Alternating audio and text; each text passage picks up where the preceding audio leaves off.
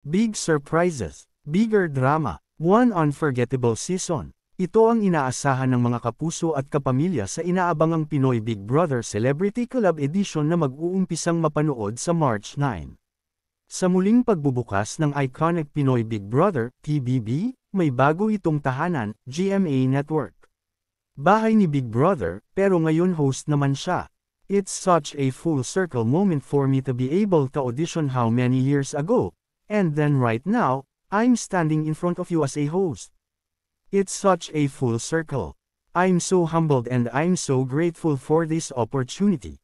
I'm thankful to the bosses of GMA, of ABS-CBN for considering me to be part of this history.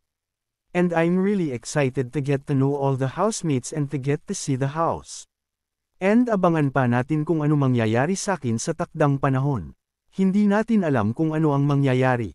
Si Kuya na ang bahala, kwento pa ni Gabby na maraming beses na rin namang sumabak sa hosting stint. Taong 2014 nag-umpisang maging kapuso artist si Gabby at nakilala sa drama series na My Destiny. Hindi nagtagal ay nagsunod-sunod ang magagandang break niya at ngayon ay isa na siyang magaling na host. Anyway, pahulaan pa rin kung sino-sino ang magiging housemate sa PBB Celebrity Collab Edition mula sa Sparkle and Star Magic.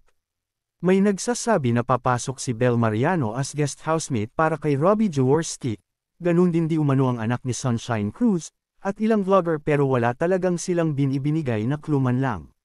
Kaya naman sa ginanap na Grand Media Con nito noong Saturday sa Dolphy Theater tinanong na lang ang mga host na given a chance hypothetical, na may special power ni Big Brother na mamili ng housemates, sino ang celebrity na bet nilang pumasok sa bahay ni Kuya. Si Robbie ang unang sumagot ng, I'll go with Alden Richards para hello, love, again. Hirit naman ni Melay, gusto ko si Ma'am Jules, Ma'am Jolie na magdangal ng Star Magic because that would be fun, para magkaroon naman Ma'am doon sa loob na paano niya iha-handle ang ating mga celebrities. Banggit naman ni Alexa, si Rutho May Quinto dahil tiyak daw na panuurin niya ito at gusto niyang makitang magsabi ng go, go, go. Ang sexy comedian na kamakailan lang ay nasangkot sa kontrobersyang estafa. At boyfriend naman ni Gabby na si Khalil Ramos ang feel ni Bianca na piliin ni Kuya kung sakali at si Mavi ay ang kakambal naman niyang si Cassie.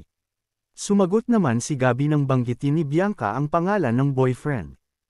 Hoy, Khalil, babantayan kita kapag pumasok ka.